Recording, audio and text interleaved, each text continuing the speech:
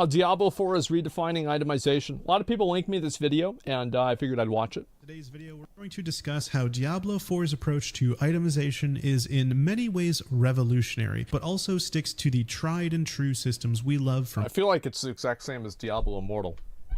Okay. past Diablo games. After all, Diablo 2 is the game that set the standard for so many games that came after it. Many proclaim maybe it you know had something I don't know. perfect itemization, and to this day, many games still look to Diablo 2's itemization for inspiration. Now, when it comes to Diablo 4, one of the most innovative new features and what I think is genius is that the appearance of weapons and equipment will be based on the region they are found in. Now, this is incredible. Items will actually look different based on zone. So a chest... That's really cool. So it's like transmog for... Yeah, this is kind of like, you know how like in New World, for example, you can get the same piece of gear, but if you get it from Genesis, it looks like it's made out of like bark, but if you get it from Tempest, it looks like it's made out of fucking like metal.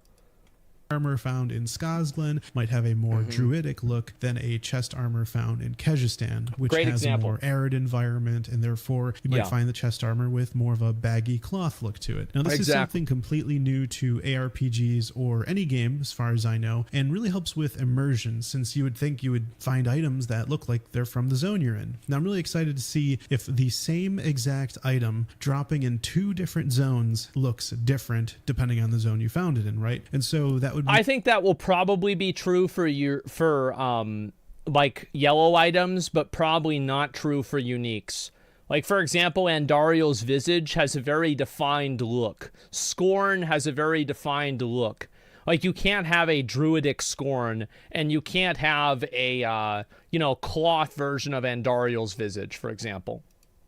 That the artists are designing multiple appearances for the exact same item. Maybe you will. Flip side, I don't know. That'd be really cool if they did that. Items only drop in their zones and nowhere else. Either way, however they end up doing, I think it's a very cool immersive design that's different than what we've seen in the past. Now, we've seen a few item tooltips and they're looking pretty great, but what we haven't seen live yet is that item tooltips are actually going to automatically adjust themselves when calculating lucky hit chance depending on what skill is equipped. Now, the reason for this is because different skills have different proc coefficients, and so... Oh, I get it. Okay, so it's kind of like how different spell... Yeah, I mean, you pretty much said it.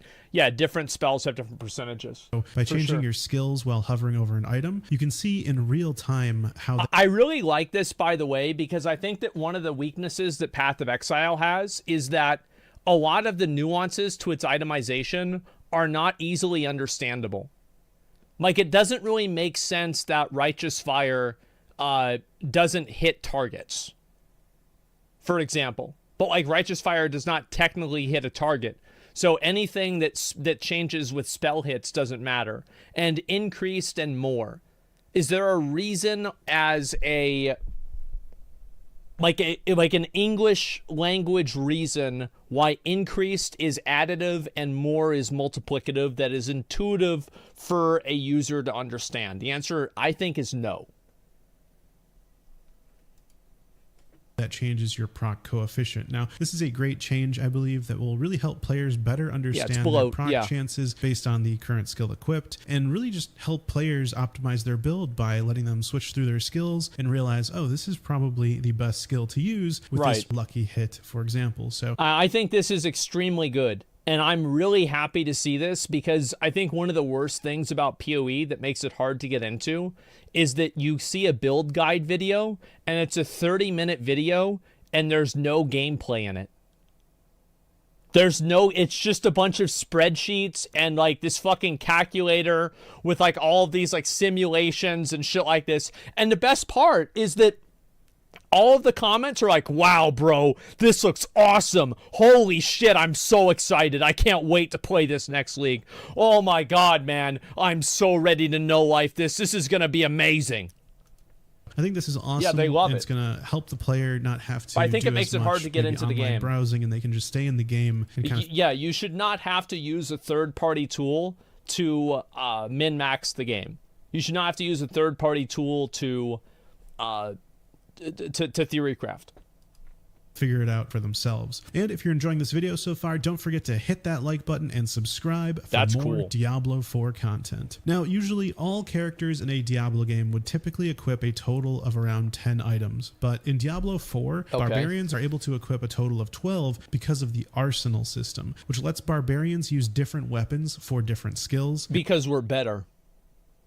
And rogues, who can equip a total of 11 items because they're not as good. Additional ranged weapon. This is a very cool innovation for Diablo, which I'm actually interested to see how they end up balancing it, because an extra item slot in a game like Diablo, I feel like could really tip the scales, especially. I disagree with that.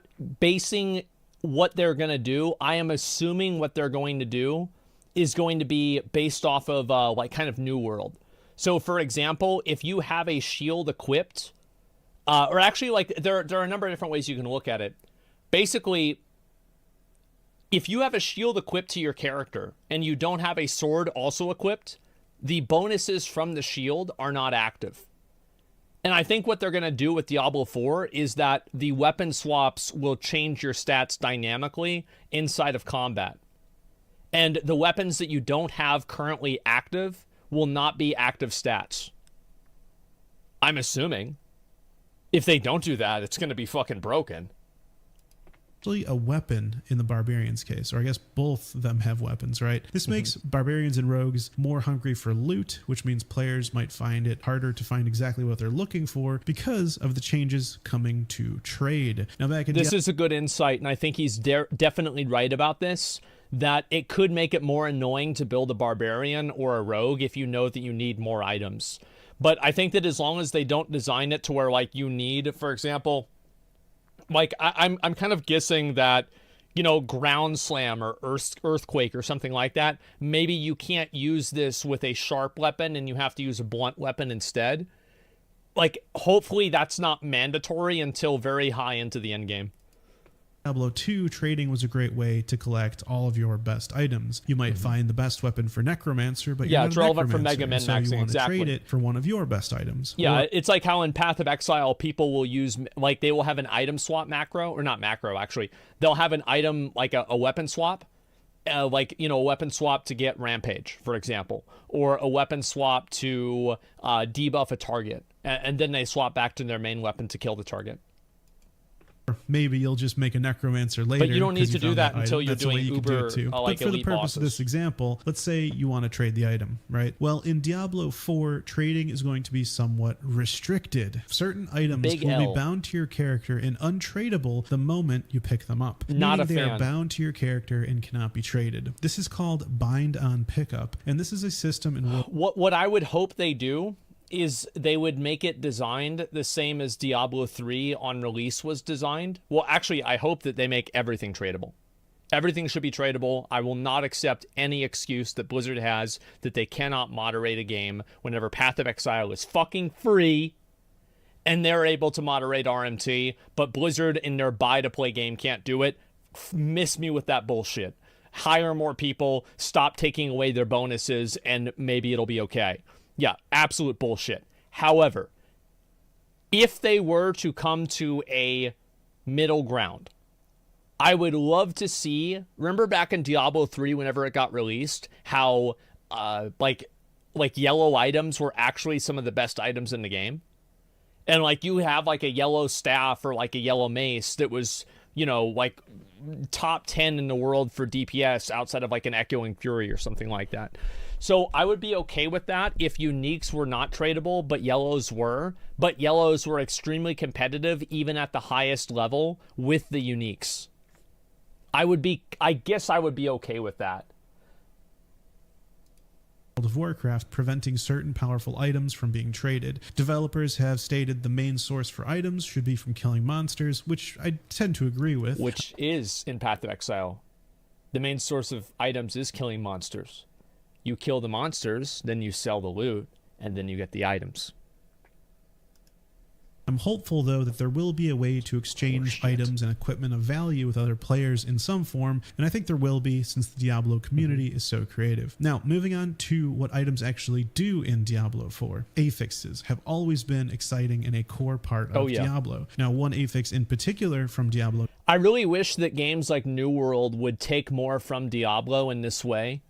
I hate it whenever affixes, and I felt the same way, honestly, about Dark and Darker. A lot of the, like, high-end items, none of them felt like they were transformative enough to where, like, I was like, oh, wow, this is completely changing my gameplay. I like it whenever items are actually really strong and different. 2 that was not in Diablo 3 is finally returning to the Diablo universe, and that is the plus skill rank affix. Like in Diablo 2, different skills roll on that's like item in slots. So for example, PoE. some items only appearing on certain weapons, like in Diablo 2, Wolf's Head Helms had Druid. I really hope that they don't let this happen and make it to where the plus, because like you guys know, like how many of you guys did like a carrion golem build or something like that, where like plus level to carrion gems was just like, the value of it was so high and so good that it just eclipsed everything. So I just hope that this is well balanced and we don't see like this blue axe being better than Scorn because it has +4 ranks. Remember like Cold Iron Pick and stuff like that, or Cold Iron Point? Druid skills, examples staves like had sorceress skills, and what I'm actually interested to see here is if we can get other classes skills. So for example, in Diablo 2 Act 3. Sorry, I have so much to say about this. I keep pausing over and over. Somebody says plus to skills is so lame. I totally disagree with you. And the reason why I disagree with you is because the plus level to skills hits different breakpoints. So for example, there's a breakpoint at 26, I think, that allows you to summon an extra carrion golem. And there's also a breakpoint at 21 or 22 or 23, I forgot which one. It's one of those three that allows you to summon an extra skeleton. And then also like with Righteous Fire, for example, if you have level 28 Righteous Fire, Specters are 21, I think. And fucking like if you have Righteous Fire, every other level makes your Righteous Fire larger. So what you had people doing is they were actually using bows because bows had the most level bonuses for Righteous Fire. Like I'll show you just really, really quick. I don't want to go off the rails on this, but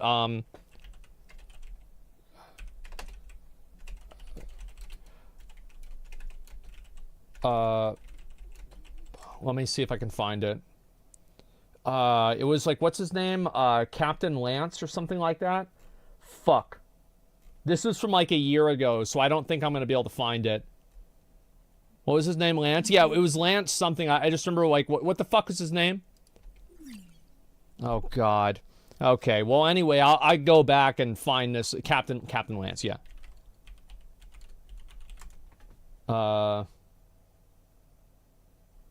Maybe this one. I'm not sure if this is it or not.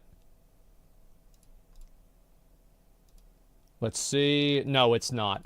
Well, anyway, I could go on and talk about this a million times. The point is that being able to get extra levels, the extra levels and ranks to the spell become interesting because they're not scaling linearly.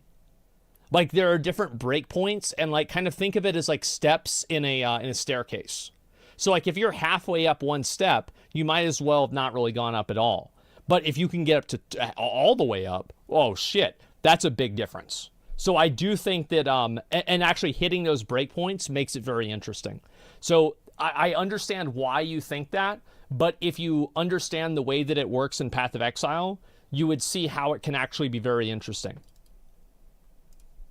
You could buy a Staff of Teleport, and that was amazing. It just enabled you to get around so much easier, right? You ran into a dead end, well, now you can teleport and get right back on your way. But Teleport was a sorceress skill, and so being able to have that as a class other than sorceress was really, really cool. So I hope that's something that can happen again in Diablo 4 with the... I disagree. I hope that you're not able to teleport with every class, because teleporting, I think, is really boring gameplay. And it makes it to where you have like a Flame Dash, for example, or Lightning Warp, where every single person is spamming Flame Dash and Lightning Warp. Another example of this is in New World. So in the first beta, it wasn't even a beta at this point, it was a preview event of New World. The life staff had this ability, and you would go, whoa, whoa, and you would zoom forward, and every single person had this life staff. And it became a mandatory thing. Because if you're farming and you want to be serious about the game, everybody is using the life staff. And if you're not using it, you're not keeping up. So in my opinion, I hope that they make teleporting only for sorceress. Or only for one specific class. Because I think the gameplay of that is so powerful that people will feel like they have to do it in order to maintain competitiveness. Plus skill rank affixes, which are coming back. Okay, moving on to item qualities, which Diablo 2 established years and years ago and is still used in so many modern games, including Diablo 4. Item qualities include normal, magic, rare, legendary, set, and unique. Normal items will have no affixes. Magic items will have affixes, such as plus 7% resource regeneration. Yellow is rare 3. items will have affixes that are usually better than magic items and can also have legendary affixes. Legendary items modify skills like in Diablo 3, but unlike Diablo 3, Blizzard has emphasized that they're not going to rain from the sky, meaning they're going to be much more rare, even though there will be... I worry that this will be true for the first 6 months of the game. And what I think Diablo 4 really has to worry about is going down the route of PoE, because think about how much hate Chris got whenever he scaled things back from Harvest. Because I'll be honest, guys, I actually think harvest crafting was massively fucking overpowered. But the problem is once you give people the keys to the castle, it's really hard to take them away.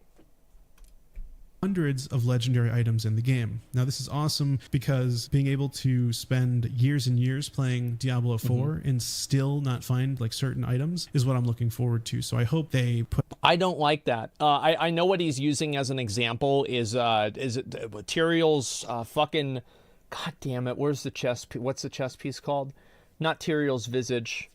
It's a Tyrael chest in Diablo 2. Tyrael's Might. Yeah, Tyrael's Might. I actually don't like that design. Where an item is just so fundamentally rare that you might not ever see it. However, I do think there's a middle ground. So, like, I think mirrors and PoE are too rare.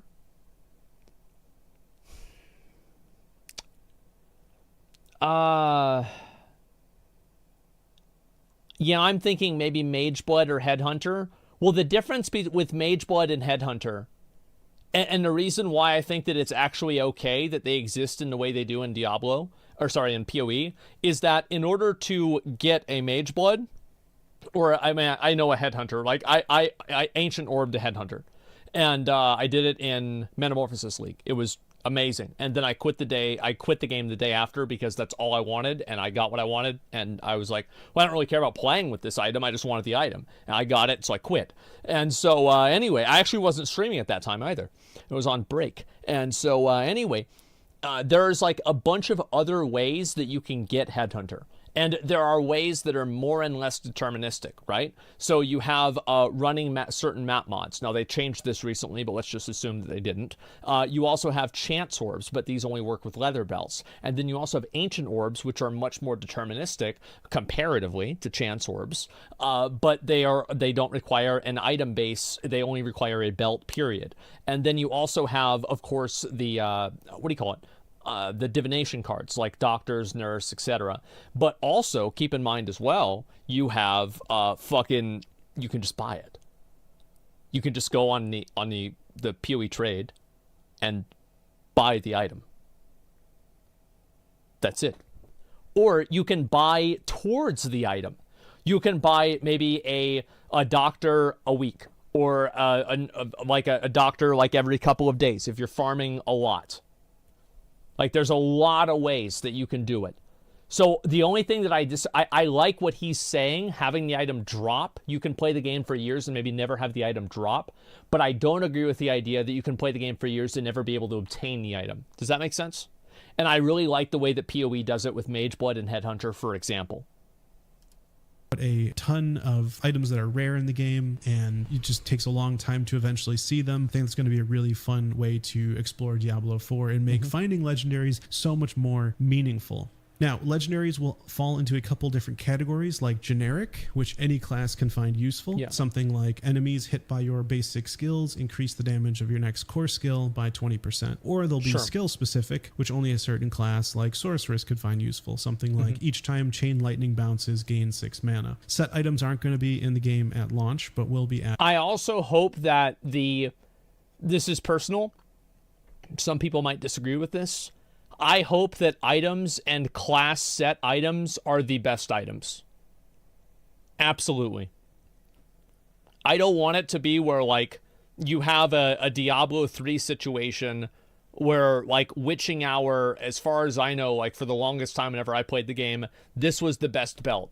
And the reason why it was the best belt is because it had 10% crit, and sorry, like, it was like 5 or 10% attack speed and 50% crit chance. It was just the best belt if you wanted to do damage. Oh, sorry. I don't care about set items. I care about items that modify spells in a unique way. Like the Talrasha 6-piece. I would love it if the Talrasha 6-piece was what's meta and not just a 6-piece bonus that increased your damage by 600%. Because I just find it to be more interesting. And also it's easier to balance. Added post-launch and will be less powerful or equal in power to legendary items, and are really just meant to allow players to live out certain class fantasies or act as an introduction to the class, whenever I played too. So much as an endgame best-in-slot item like they are in Diablo 3, where every season has you going straight for your class set, which sort of destroyed the player's opportunity for any sort of equipment creativity. The last type of item quality is uniques. These are items which you design your build around that have fixed affixes and are heavily tied to class-specific powers and themes. Very excited to see what some of those are. Yeah, the unique items. That's kind of what I mean. I am curious. How do you guys feel about corruption? Like a corruption mechanic in Diablo 4. High risk, high reward. Good, you like it. Corruption was good. Corruption was good. But corruption was also like, no, it keeps you playing. It does. Like, think about how many times people would continue playing because they were looking for like a +2 to auras on chests or something like that. I don't know. Corruption like New World? No, corruption like PoE. Like rank 3 altar of sacrifice at Xeria's temple. Or not at Xeria, so Xeria can be in the temple, but in the fucking Temple of Atzoatl.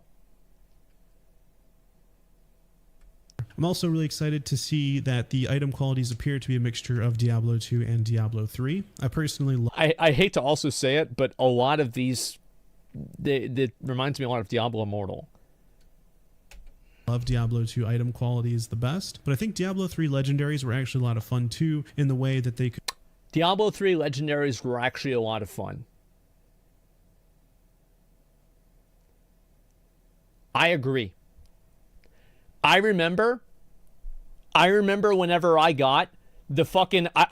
we'll go all the way back. Like, I'm talking about Asmongold Diablo 3.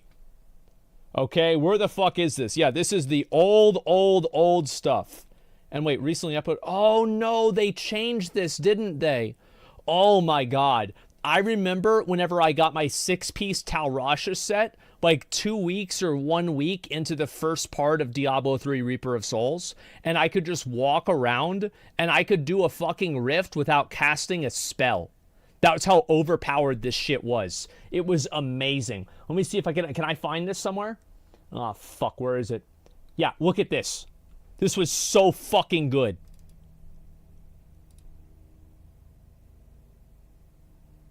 Just literally walking around doing absolutely fucking nothing. Complete passive build. You were a wizard? I was an Archon wizard. I hit Paragon 100 in base Diablo 3. And I quit the game 2 days afterwards because that's all I cared about.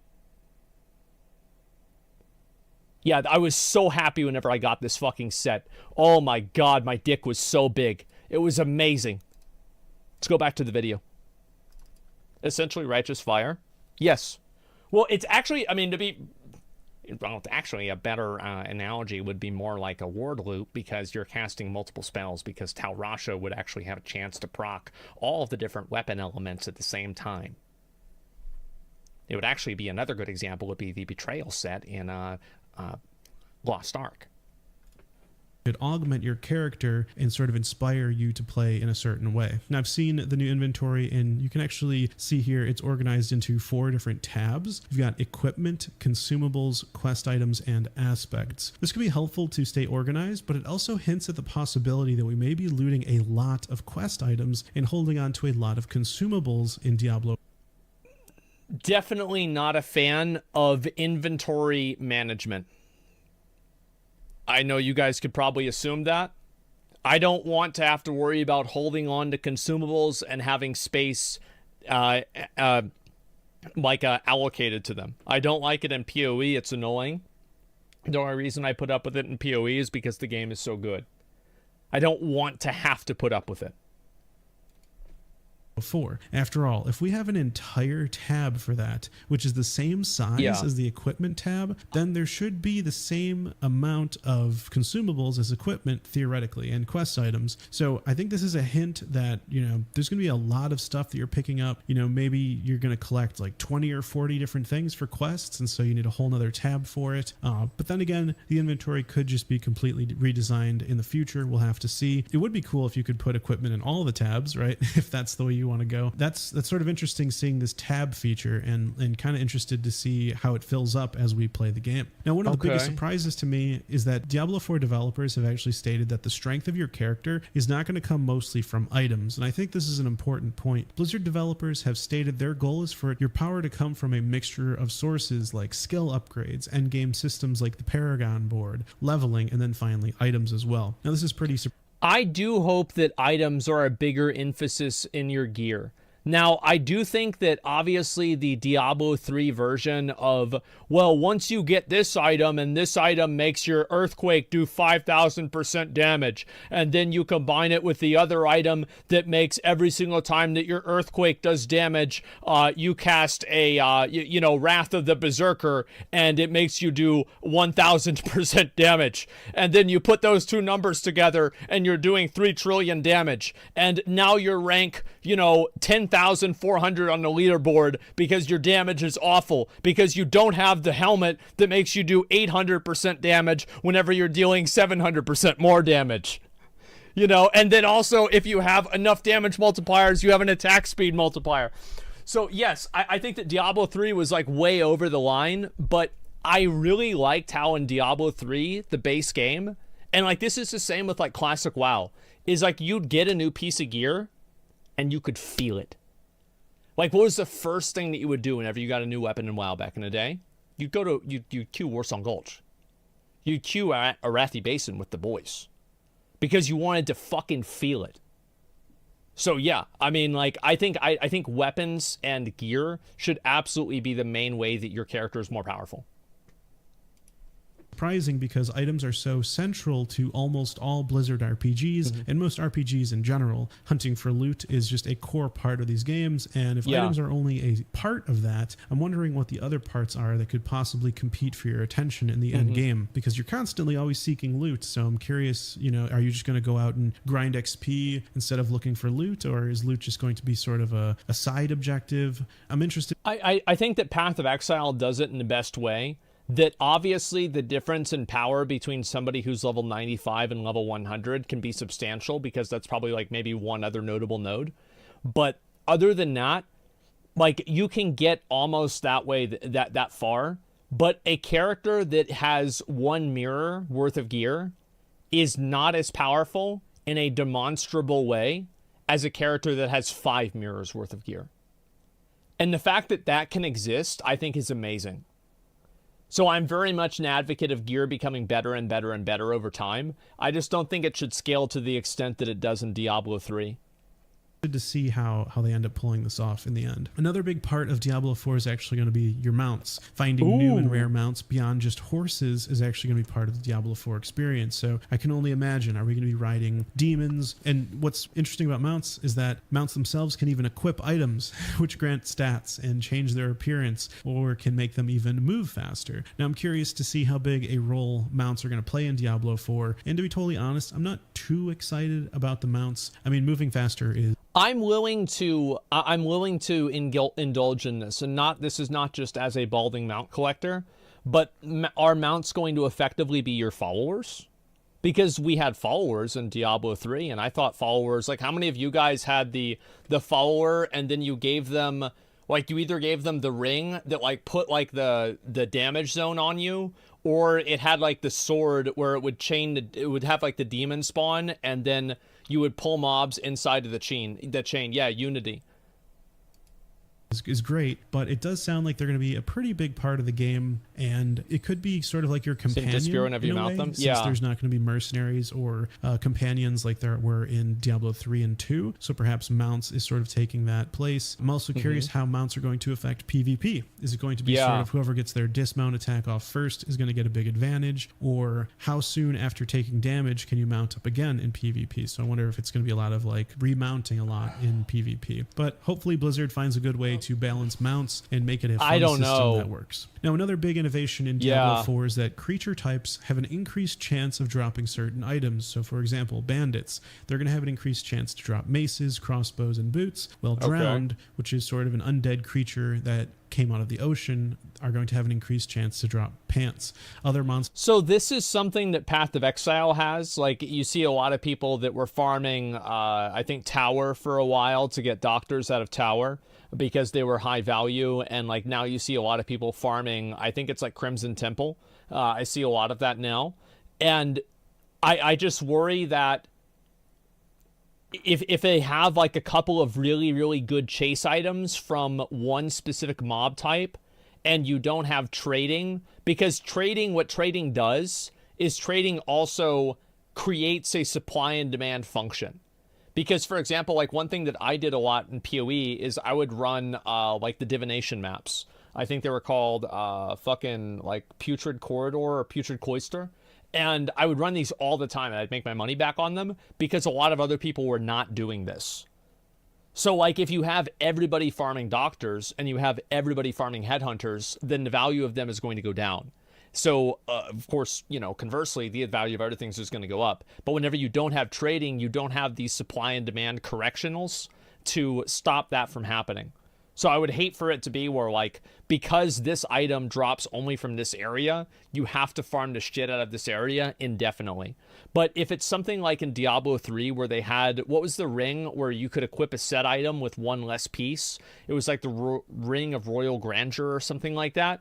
And you're able to get it relatively quickly after playing for maybe like 5 or 8 hours or something like that. Then I think it's kind of okay. But it just depends on like how long that chase item takes to get.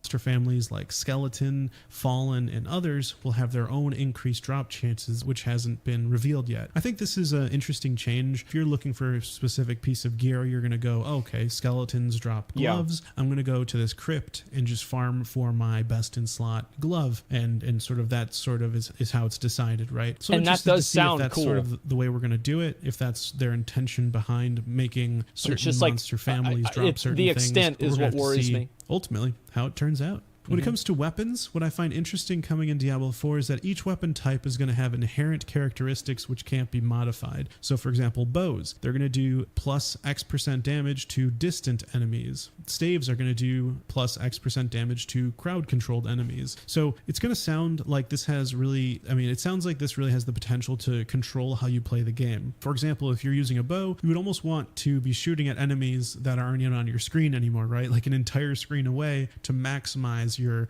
damage bonus. That's why you download the hack that increases your maximum view range like you did in Diablo 3, so you can off-screen the mobs with your basic attacks with the old Demon Hunter. You know, I mean, I didn't do or that. If you are wielding a staff, you're going to want to choose all crowd controlling skills to ensure you're always getting that plus damage. So I think it's going to depend on how much plus damage actually it ends up being to determine if players actually completely change their play style depending on what weapon they're using. But it also does feed... I'm also very much a massive advocate of allowing classes to play totally weird builds and having a build for warriors or barbarians that is a bow. I remember whenever they made a actual weapon throw build in Diablo 3 that could actually clear Inferno. I thought that was so fucking badass. And I love seeing builds like that. In sort of the realism, the fantasy, the immersion of using your weapon properly, right? If you're using a bow, you probably shouldn't be in melee range. And so this sort of encourages players to use their weapons. But what if there's a spell or a bow attack that's like a fucking, like a spread shot where you're shooting like 5 arrows and it actually becomes good to be in melee range and it scales with strength instead of dexterity? I don't know. I think that'd be interesting. I hope they try, shotgun, basically. I hope they try crazy shit like that in the seasons. In a way that is logical. So I think this could be a cool system. Now, another new feature coming to Diablo is dungeons. And what's cool about these dungeons is that you can actually farm specific item slots of gear. So, for example, gloves. I imagine when you mouse over a dungeon entrance, you might get information on it, sort of like a tooltip on what specific item slot is going to drop off the boss or the monsters in the dungeon, so you can decide accordingly if this is a dungeon you want to do. Now, this is an interesting idea, but I'm wondering how it will be implemented. It could be cool to know exactly what item slot drops and then seek it out, but it also kind of takes away from the randomness and the surprise of finding an item you didn't even know about. Of course, over time, I don't think that it will if it works the same way as PoE does, where there are certain maps that have a slightly higher chance to drop certain items, but the items that they can drop that's unique to that area, like there are a few things like Bottled Faith, for example, that only drops from Cortex as far as I know. It's like this will just simply never drop outside of Cortex. So yes, obviously there are some of those, but many of these items just have a higher drop chance in that area. Everyone sort of learns where to farm certain items, so it might not be a bad idea to just show that in game. Well, yeah, so because Cortex is in fear. Look it up online or something like that. So I think it could be cool. Now, another new change coming in Diablo 4 is that primary stat main effects will be different depending on the class. So, for example, strength is going to increase a barbarian. This is good. This is actually the way that it worked with in like classic WoW. Skill damage, but it's going to have actually no effect on sorceresses.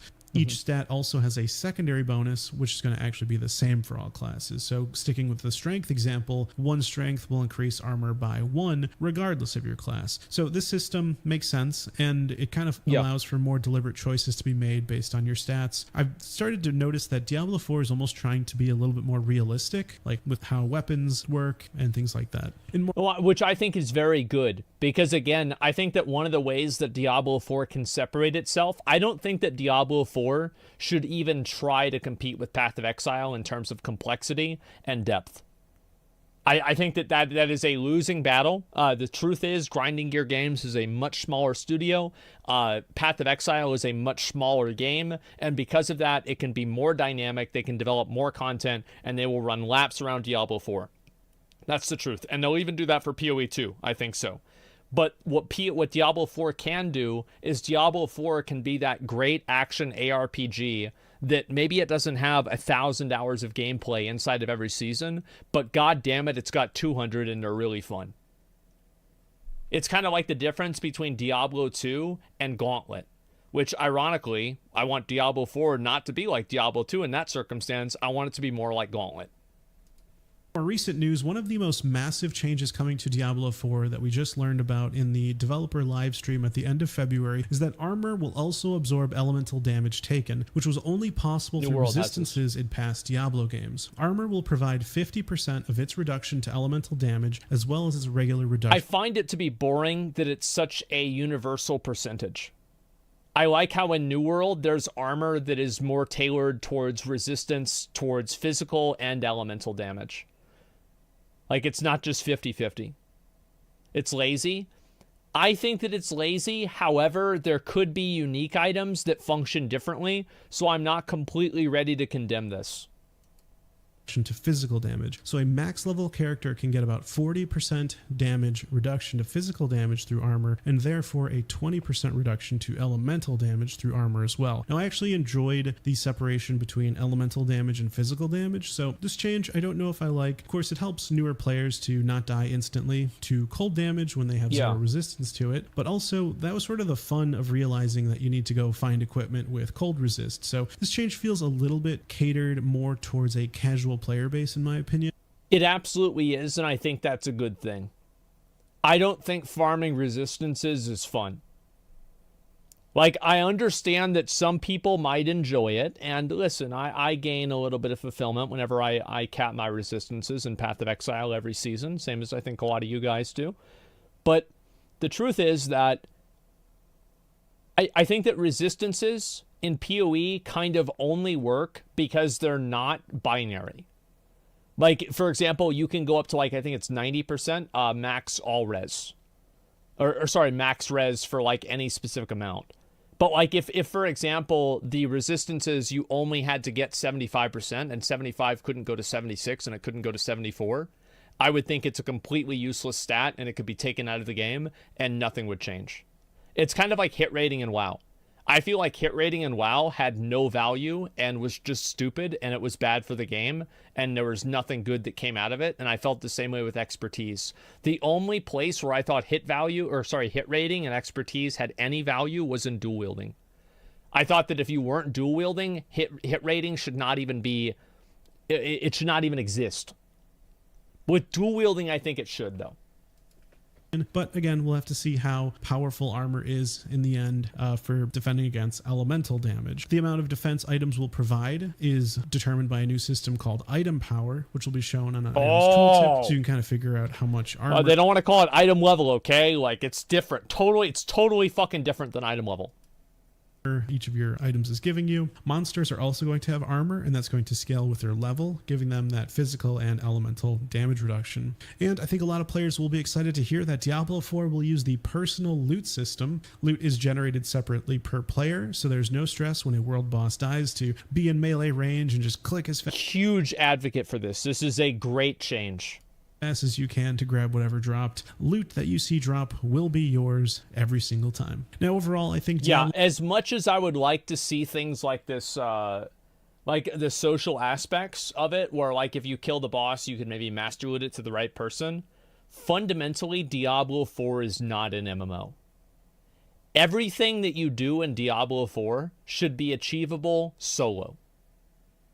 There should not be any bosses that take 5 people to kill, and you have to be really good at the game. World bosses are fine because they're fucking easy. They're just basically a checklist item.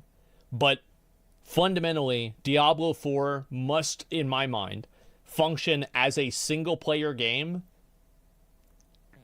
98% as good as it functions as a multiplayer game. Diablo 4 has a lot of exciting new takes on itemization and ARPG, and I'm actually really excited to test them out. Which new feature are you most excited about or most worried about? Let me know in the comments below. And that's all I have for you this time. If you guys liked the video, don't forget to give it a like, and you may want to watch this video shown on the screen. I'll see you there. Well, that was a really good video. I like that a lot. Let me pause this real quick and go back to it. Everyone, in today's video, I can see why so many people watch this. A lot of people are excited about Diablo 4 for no surprise. I'm so sorry. It is no surprise. I do hope that what I think that Diablo 4 needs, and Diablo 4 did this very early on, and then they never did it again, at least not whenever I played, is they need benchmark bosses. Path of Exile is the GOAT for this. There is a point where you can beat Shaper, you can beat Elder, you can beat Uber Shaper, you can beat Uber Elder, you can beat Uber Shaper, you can beat Searing Exarch, you can beat Uber Searing Exarch, you can beat Maven, you can beat Uber Maven, you can beat the Formed, you can beat the what's it called? The Hidden. You can beat the Feared. You can beat I'm trying to think. Like, those are probably the hardest ones. Like Uber Elder. Yeah, yeah, exactly. And Delve. I don't know how to say his name. And each of those bosses, yeah, the Eater of Worlds, each of those bosses is a benchmark that a player can test themselves at and can see up at the top of the mountain, I can get there and I want to get there. And the rewards for getting there are unique and they're powerful. And I want to do that. Because the biggest problem that I think Diablo 3 had is that there was no incentive for me to keep playing the game after I pretty much built my character and I was 90% of the way there. Because, like, okay, like, I'm going to clear a greater rift so I can clear a greater rift. Wow. Some fun now. It's fucking boring. It's so boring. That's why I quit. It's garbage. Like, what type of an end game is that? It sucks. So yeah, I 100% hope that they add in these pinnacle benchmark bosses, and they did this with like the Uber bosses in Diablo 3, and then I feel like they never really expanded on that beyond it. Now I do think that there is some positive in this, because in Diablo Immortal there are benchmark bosses. And hopefully hopefully there are these in Diablo 4. It's just that you can get to them by spending time instead of money. So yeah. So in Mythic Plus bad? Yes, I find Mythic Plus to be boring to run over and over and over. And I would enjoy it more if the dungeons had scaling types of difficulty, or theoretically if only certain dungeons were available above a plus 20. So, like, imagine if there was a special chance whenever you completed a key over a plus 20, or all keys over plus 20s were different dungeons. So, like, instead of having to do Temple of the Jade fucking Serpent over and over and over, you had, like, the absolute penetration level of the worst, the shittiest, the most punishing, the most ass-fucking dungeons that you can possibly have above 20. So we're talking Cathedral of Eternal Darkness. We're talking Seat of the Triumvirate. We're talking Lower fucking Karazhan. And all of the other massively brutal dungeons. Like the original fucking Scale Up, the original, what was it called? BRD. Scale Up BRD, give it a 4-hour timer. Fuck it. Yeah. Gramrail Depot. Yeah, let me think. Like, maybe there'd be one more. I'm trying to think about another, like, really... Oh, Halls of Reflection. Oculus. Yeah, 4 hours, not enough time. Yes, a 4-hour timer. No ports. That little fucking machine isn't active. You have to deal with it. Yeah, Halls of Reflection to a plus 20 if you'd only ever completed a 19 because you'd have no plus 20 experience. Yeah, that's right. I think that would be fine. And also, maybe it wouldn't be. Maybe it would be really bad, but I wish they'd try it. I think it'd be cool. Because it'd be way more interesting to me than just doing the same thing with a bigger number. Personally. I find that part of Mythic Plus really boring. And that's what I really hope that Diablo 3 or Diablo 4 doesn't fall into the trap of. That the idea of harder content is the same content with a bigger number. So that's what I think. That's where I'm at. Experimentation is huge in these kinds of games. Yep, I think so. Hamster wheel can get really boring. I agree. They already have trouble balancing the 8 that we have, though. Yeah, that's true. And I do think that are the dungeons right now imbalanced? I think that Shadow Moon Burial Grounds is too easy. It's too much easier than everything else. Because I would say all the other dungeons are not... And by the way, I think all of the other dungeons should be as easy as Shadow Moon Burial Grounds. I think dungeons are way overloaded with mechanics and it's not fun to play anymore, personally. But I would say that you have to have uniformity. Because if you don't have that, like, not getting the key feels bad at that point. As easy as COS. Yeah, COS is another one. Affixes should be fixed and balanced before balancing dungeons or Mythic Plus, in my opinion. Well, I think there's an easier solution. Take out affixes. Well, how about make the game better for once? Imagine that. Yeah, I hope that happens. I mean, we'll see if it ever does, but I would love to see this happen. Okay, we'll watch this. I think we need something funny to watch before I get back into that game. Give me 1 second. Let me pause this. Oops. There we go. Okay, and also let me link you guys this video. I forgot to do that. I think this video is really, really good. I hope he makes more videos like this. I can't wait to watch them. Make CC important again? No, I completely disagree. I think CC is shit. Crowd control in games is boring. It's not fun. And to be honest with you, the reason why people used CC back then was because they were garbage.